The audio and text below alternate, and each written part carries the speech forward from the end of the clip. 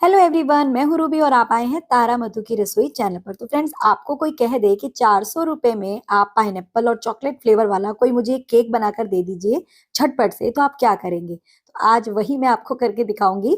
दरअसल मेरी एक सब्सक्राइबर हैं जो घर के पास ही रहती हैं, जो मेरा चैनल भी देखती है। उन्होंने मुझे रिक्वेस्ट की कि मैम मुझे पाइनएप्पल फ्लेवर का तो स्पॉन्ज चाहिए और उसके ऊपर चॉकलेट की डेकोरेशन चाहिए और 350 में आप ये बना दीजिए। तो मैंने बहुत रिक्वेस्ट की कि इतने में नहीं होगा, 400 रुपये में होगा। तो वो मान गई और उसी दिन मेरा ये मॉल्टन लावा वाला कपकेक का भी ऑर्डर था, जिसकी रेसिपी तो आप कल देख ही चुके हैं। तो आज हम इस नए से पाइनएप्पल एंड चॉकलेट फ्लेवर वाले केक को बनाएंगे। तो यहाँ पर मैं बेकर वेला का प्रीमिक्स यूज कर रही हूँ और केक का जो साइज है ना फ्रेंड्स, आज हम मिनी छोटा रखने वाले हैं। तो यहाँ पर मैं 1 कप भर करके ये प्रीमिक्स लूंगी, क्योंकि मुझे आधा केजी का केक भी नहीं बनाना, अपने बजट को देखकर बनाना है। और आधा केजी का केक अगर हम इस तरीके से बनाएंगे तो फिर वो ओवर बजट हो जाएगा। तो यहाँ 1 कप ही मैंने प्रीमिक्स लिया है। अब इसके अंदर मैं डाल दूंगी 1 टेबलस्पून ऑयल, क्योंकि मुझे पाइनएप्पल फ्लेवर स्पॉन्ज बनाना है। तो मैंने पैपिलॉन कंपनी का पाइनएप्पल एमल्शन डाला है, जिसमें फ्लेवर और कलर दोनों होते हैं। और पानी डाल करके इसका बनाएंगे स्मूथ सा बैटर। और लेफ्ट साइड में आप देख सकते हैं मेरे कपकेक्स भी रखे हैं। दरअसल जब ऐसे ऑर्डर आते हैं ना, तो आपको हमेशा एक साथ बेकिंग करनी चाहिए, उससे आपकी बिजली का बिल भी बचेगा और आपका टाइम भी बचेगा। और एक साथ ओटी जितना बड़ा जब गर्म हो ही रहा है, तो आपको अपने ज्यादा काम उसमें निपटाने चाहिए। तो वही मैं कर रही हूँ। और यहाँ पर देखिए बैटर हमारा बढ़िया से रेडी हो गया है। चलिए अब इसको डालेंगे एक बर्तन में। तो बर्तन मैंने लिया है यहाँ पर 4 इंची का, क्योंकि बैटर हमारा कम ही है। और इसके अंदर मैं ऑडी का ये जो इको बेक बेकिंग पेपर आता है उसको सेट करूंगी। तो यहाँ मैं रीयूज कर रही हूँ अपने पेपर को, क्योंकि इसकी खासियत ही यही है कि आप बार बार यूज कर सकते हैं, धो करके रख सकते हैं। इसमें बिना ऑयल और बटर लगाए भी आप केक बेकिंग कर सकते हैं। डीमोल्ड भी बहुत अच्छे से होगा और साथ ही ये इको फ्रेंडली भी है। तो बैटर डालने के बाद आप स्पैचुला से थोड़ा सा इसको स्मच कर दीजिएगा। और ये देखिए बर्तन में अभी भी अच्छा खासा स्पेस है, इसको राइज होने के लिए इसको स्पेस बढ़िया मिलेगा। तो ऐसा ही आपको करना है, क्योंकि मार्केट के प्रीमिक्स के केक काफी फूलते हैं। तो ये दोनों तैयार हो गए हैं हमारे सामान। चलिए अब बेक करते हैं। तो बेक करने के लिए आप जहां भी बेक कर रहे हो उस चीज को प्रीहीट जरूर कीजिएगा, भले ही वो गैस पर कढ़ाई या कुकर हो या फिर ओटीजी। तो 180 डिग्री पर मैंने इसे प्रीहीट कर लिया है। और अब इसके अंदर मैं नीचे वाली रैक पे तो केक बेक करूंगी, और वहां पर मैं लगा रही हूँ ये जाली वाली रैक, क्योंकि केक हमेशा जाली वाली रैक पर ही बेक करते हैं। और उसके ऊपर मैं ये अपने कपकेक वाली रैक को रखूंगी। तो एक साथ मेरे दोनों काम हो जाएंगे, जिससे मेरी बिजली भी बचेगी और मेरा टाइम भी बचेगा। तो टाइम यहाँ मैंने 40 मिनट्स दे दिया है, टेम्परेचर 120, और नीचे वाली रॉड्स को ऑन कर दिया। और लगभग 40 मिनट के अंदर ही ये देखिए बढ़िया से राइज हो गए। टेम्परेचर भी आप देख सकते हैं। मेरा ओटीजी छोटे साइज का है, तो कम टेम्परेचर में काम चल जाता है। अगर आपका ओटीजी बड़ा है तो हो सकता है टेम्परेचर आपका आगे पीछे हो जाए। आपको ये खुद जज करके चेक करना होगा। और यहाँ पर दोनों ही चीजें बढ़िया से बेक हो गई हैं। चलिए केक करके बाहर निकाल लेते हैं। और अब हम करेंगे अपने केक की डेकोरेशन। तो जब आपका केक अच्छे से ठंडा हो जाए, आपको इसे डिमोल्ड करना है। डिमोल्ड करने के लिए इसको चाकू से थोड़ा सा इसकी साइड्स को स्क्रैच कर दीजिएगा, और बस हल्का सा फ्लिप करते ही आपका केक स्पॉन्ज बाहर आ जाएगा। देखिए 1 कप प्रीमिक्स का स्पॉन्ज है, छोटू सा ही है और हमें ऐसा ही चाहिए। अब इसकी सबसे पहले तो हम टॉप लेयर को रिमूव करते हैं, बट मैं नहीं करूंगी क्योंकि एकदम फ्लैट ही लेयर आई है, कुछ भी इसमें हार्म नहीं हुआ है। तो मैं केवल इस केक की 2 ही लेयर कट कर रही हूँ। बैक साइड वाले पेपर को रिमूव कर देंगे, क्लीन करके आप इसे दोबारा यूज भी कर सकते हैं। और यहाँ पर फ्रेंड्स मैंने क्रीम एक साथ विप की थी, कपकेक्स के लिए भी और केक के लिए भी। तो लगभग 500 ml मैंने क्रीम विप की थी। सोचा था दोनों में ही डिवाइड हो जाएगी, और हो भी गई, थोड़ी भी नहीं बची। अब फ्रेंड्स मुझे इस केक के ऊपर करनी है चॉकलेट वाली डेकोरेशन। तो यहाँ पर मैं लगभग 80 ग्राम चॉकलेट ले रही हूँ। उसको मैंने छोटे छोटे पीसेस में कट कर लिया है। और अब इसके अंदर डाल देंगे 1/4 कप विपिंग क्रीम। अब इसको मिक्स करके इसका बनाएंगे हम गनाश। तो गैस पर चलते हैं। आप माइक्रोवेव में भी बना सकते हैं, बट इस तरीके से हर कोई इजिली इस काम को कर सकता है, सभी के पास गैस होती है। तो हम वो मेथड शेयर करते हैं जो सब कर पाए। बट आप अपनी चॉइस के हिसाब से, अपने कंफर्ट के हिसाब से इसे ट्राई कीजिएगा। यहाँ पर धीरे धीरे लगातार चलाने पर ये हमारा चॉकलेट गनाश बन गया है। अब गैस को बंद कर देंगे और इसे रूम टेम्परेचर पर आने के लिए छोड़ देंगे। और जैसे जैसे ये रूम टेम्परेचर पर आएगा, ये हल्का गाढ़ा भी होता जाएगा। तो गाढ़ा होने से पहले ही आप इसे बढ़िया से छान भी लीजिएगा, ताकि आप जब केक पर इसे डालें तो कोई भी चॉकलेट का दाना या एयर बबल ना आए। तो यहाँ पर मैं बाउल के ऊपर देखिए एक छन्नी रख करके इसे बढ़िया से छान रही हूँ। और जब भी आप केक के ऊपर इसे डालने वाले हो, पोर करने वाले हो, तो छाने जरूर। इससे आपका काम बहुत ही ज्यादा फिनिशिंग वाला और नीट एंड क्लीन दिखेगा। और ऐसा नहीं है कि इसको करने से बहुत ज्यादा वेस्टेज होगी, आप आराम से दबा दबा करके निकालिएगा। और ये जो थोड़ा बहुत बच रहा है ना, इसे आप क्रीम में डाल करके यूज कर सकते हैं, चॉकलेट फ्रॉस्टिंग में यूज कर सकते हैं, नहीं तो किसी केक की लेयरिंग में डाल दीजिएगा। चलिए अब केक की करते हैं आइसिंग। तो मैंने केक के हिसाब से बोर्ड लिया है, उसके ऊपर सबसे पहले मैं ऊपर वाली लेयर को रखूंगी, क्योंकि हमारे पास 2 ही लेयर हैं। अब इसको चीनी और पानी के मिक्सचर से करेंगे मॉइस्ट। आप क्रश के अंदर, पाइनएप्पल क्रश के अंदर पानी डाल करके भी उससे मॉइस्ट कर सकते हैं। और अब मैं आपके साथ अपनी वो बड़ी वाली प्रॉब्लम शेयर करती हूँ। जब मैंने क्रीम विप की ना फ्रेंड्स, तो वो ओवर विप हो गई, मतलब कि क्रीम ज्यादा विप हो गई, जिसकी वजह से ये बहुत अच्छे से निकल नहीं रही। देखिए पाइपिंग बैग से मैंने पाइपिंग बैग का छेद भी बड़ा कट किया, फिर भी ये फिनिशिंग के साथ नहीं निकल रही थी। और यहाँ पर मुझे पता लग गया था, बट मैं सोच रही थी कि क्रम कोटिंग तो कर ही लेती हूँ, फिनिशिंग के समय इस पर काम करूंगी। बहुत सारे लोगों के संग ऐसा अक्सर हो जाता है कि क्रीम विप करते करते पता ही नहीं लगता कि क्रीम विप हुई है या नहीं, और उसी कंफ्यूजन में हम ज्यादा विप कर देते हैं, और उससे क्या होता है, क्रीम फटी फटी और दाने दाने जैसी लग जाती है। स्पेचुला से अगर स्मज भी करें तो वो इजीली नहीं होती है। तो अभी मैं बताऊंगी ऐसा अगर आपके साथ हो जाए तो आपको क्या करना है। तो मैंने तो जैसे तैसे क्रीम को स्प्रेड कर लिया है, और अब मैं इसके ऊपर डाल रही हूँ चॉकलेट का गनाश, क्योंकि मैंने बताया ना, कस्टमर ने रिक्वेस्ट की थी कि मैम स्पॉन्ज आप पाइनएप्पल फ्लेवर दीजिएगा और लेयरिंग में चॉकलेट यूज कीजिएगा, तो वही उन्हीं के हिसाब से मैं कर रही हूँ। और ये काम फ्रेंड्स हम ही कर सकते हैं। किसी बेकरी में जाकर आप इतनी स्पेसिफिकेशन अगर देंगे ना, तो वो सीधा बोल देंगे भैया ये केक नहीं बनेगा। ये हम होम बेकर ही हैं जो हर तरीके की चीज को उनके हिसाब से बना देते हैं। तो यहाँ पर एक ही लेयर थी हमारी, उस पर हमने क्रीम लगाई है, अच्छे से गनाश स्प्रेड किया, फिर मैंने खूब सारे ना चोको चिप्स डाल दिए, इससे हमारे केक की हाइट भी आ जाएगी।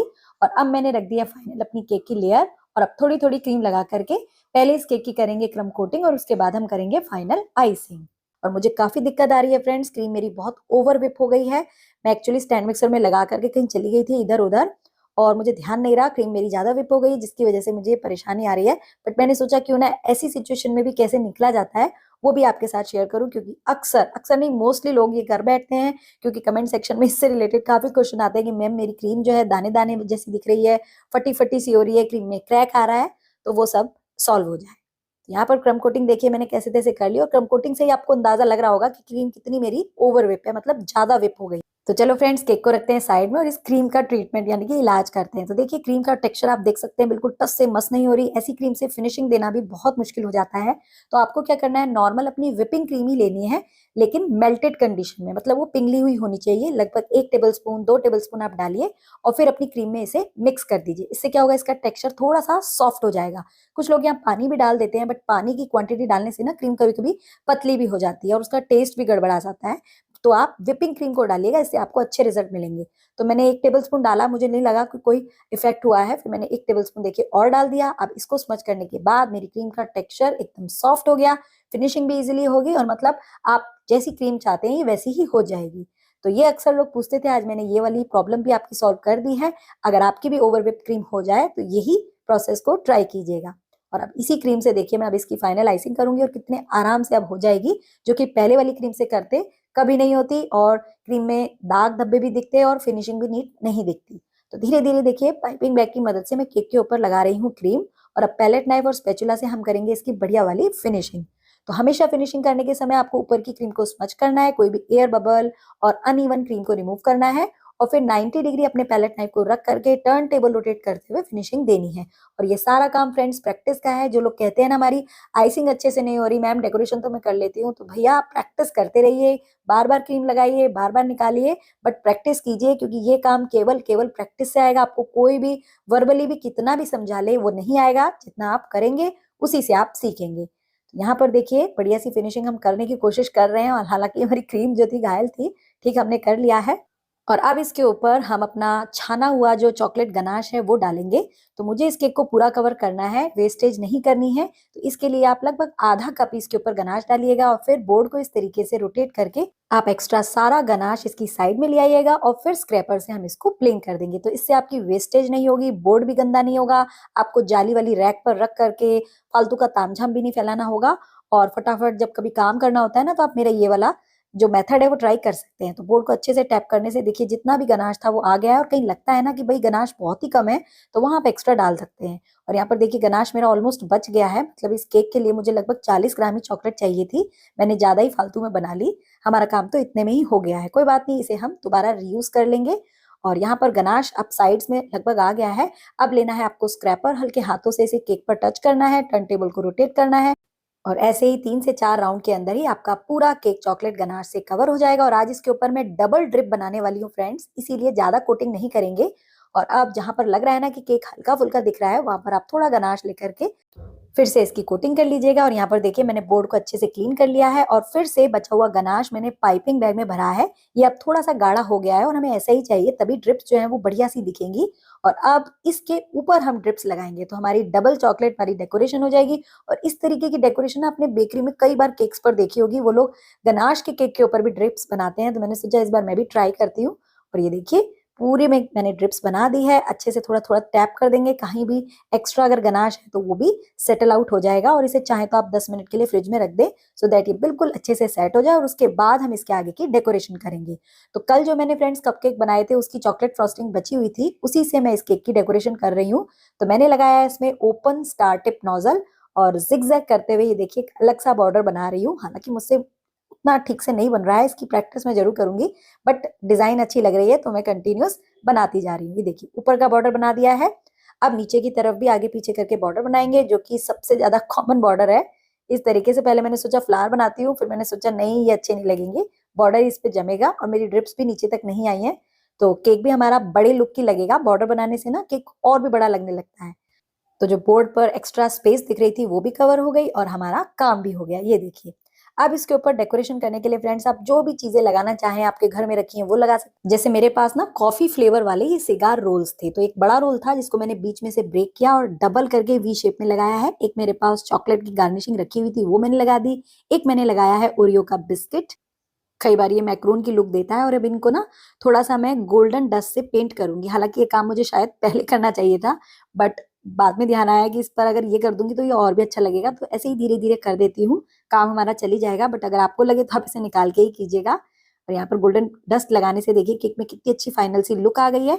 और मेरे पास ना कुछ ये गोल्डन वाले फ्लेक्स हैं, चीनी जैसे होते हैं, इनको आप घर में भी रेडी कर सकते हो। और इनको मैं आसपास यहाँ डाल दूंगी, जिससे कि जहां पर हमने चॉकलेट डाली है ना वो थोड़ी अनइवन स्पेस है वो भी कवर हो जाएगी और केक भी सुंदर दिखेगा।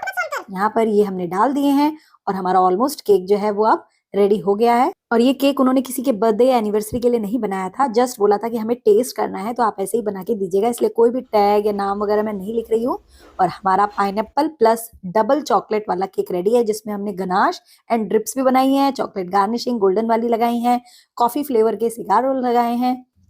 वैसे तो फ्रेंड्स इस तरीके की डेकोरेशन वाला इस मेजरमेंट से ये केक आराम से 450 तक जाना चाहिए, बट मेरे कस्टमर से बात पहले से ही फिक्स हो गई थी 400 रुपीज में, तो मैं उतने में ही उन्हें दूंगी।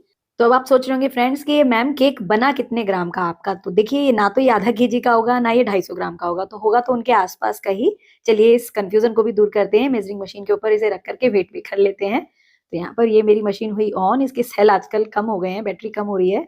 और ये देखिए 409 ग्राम का हमारा केक रेडी हुआ है। तो इस तरीके से फ्रेंड्स मेरे ये दोनों ऑर्डर मतलब केक का और कपकेक का मोल्टन लावा वाला रेडी हुआ। और दोनों की रेसिपीज, दोनों की वीडियो, दोनों की प्राइसिंग मैंने आपके साथ शेयर कर दी है। तो वीडियो को प्लीज प्लीज लाइक कीजिए, शेयर कीजिए, चैनल पर नए हैं तो चैनल को सब्सक्राइब कर लीजिए। और आप जो मेरे से नए जुड़े ना आज फ्रेंड्स, आपको सभी को बता दूं कि मेरा एक दूसरा चैनल भी है तारा मधु डायरीज। आप केवल सर्च भी करेंगे तो आपको मिल जाएगा, नहीं तो लिंक डिस्क्रिप्शन बॉक्स से लेकर के आप उसे भी विजिट कीजिएगा। वहां पर भी आपको होम बेकिंग यूट्यूब से रिलेटेड काफी कुछ जानकारी मिलेगी। और हाँ, इंस्टाग्राम फेसबुक पर भी इसी आईडी से फॉलो कर लीजिएगा। और केक बनने के बाद फ्रेंड्स मेरे पास इसी के हिसाब का एक बॉक्स भी था, जिसके अंदर मैंने बढ़िया से इसे पैक करके कस्टमर को बहुत ही सेफली डिलीवर भी किया। चलिए आज की हो गई ये वीडियो कंप्लीट, मिलते हैं कल फिर से कुछ नया सीखने के लिए। Bye bye, take care and thanks for watching.